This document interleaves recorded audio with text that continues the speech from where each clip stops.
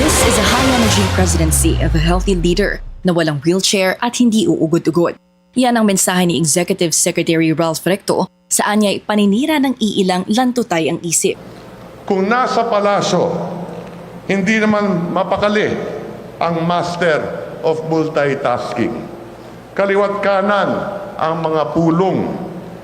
He reads the fine print of reports and the impact of big projects writ large.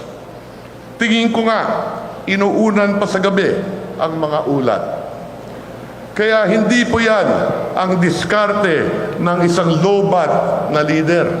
Nasabi raw ito ni Recto dahil bilang isang Batanggenyo, kilala raw sila bilang prangka, hindi puro satsat pero walang gawa. Nagtungo kasi sa Batangas sa baluarte ni Recto ang Pangulo para sa regional distribution ng ayudang 10 kilong bigas mula sa Local Government Support Fund o LGSF. Inunahan na rin ni Recto ang umano'y mahilig magbigay kulay sa mga bagay-bagay at sinabing hindi color-coded na politika ang bitbit ng Administrasyong Marcos sa Batangas dahil ang mga proyekto ng LGSF ay para rin daw sa buong bansa. Matapos sabihin ng palasyo na handa silang magkomento sa nakabinbing petisyon sa korte para sumailalim sa physical at mental exam si Recto at Pangulong Bongbong Marcos, hindi pa nagbigay ng patikim na sagot si Recto. Pero ang sigurado, susunod daw sila sa korte. We will comment soon because we will follow the report from my comment. But just like I said earlier, nakita naman ninyo kayo, makakanyang press corps kayo. Hindi nga rin nyo kaya sumakoy sa Pangulo pag siya tumatakbo.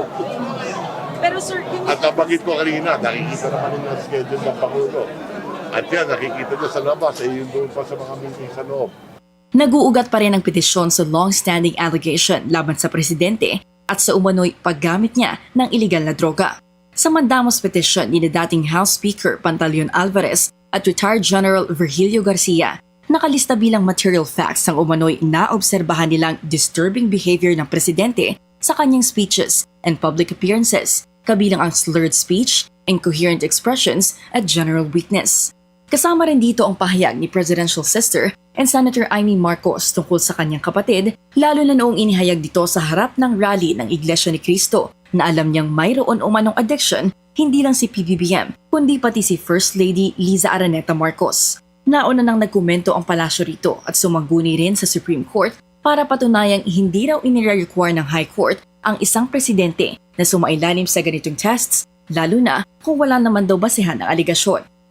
apparently, petitioner's allegation that the president is seriously ill is unsubstantiated and is based merely on petitioner's surmises and conjectures regarding his perception of the declining health of the president, referring to President Duterte at the time. Kaya sa tingin ng palasyo, hindi naman babaliktad ang korte sa kanilang desisyon kung wala namang maipapakitang ebidensya na may sakit talaga ang Pangulo.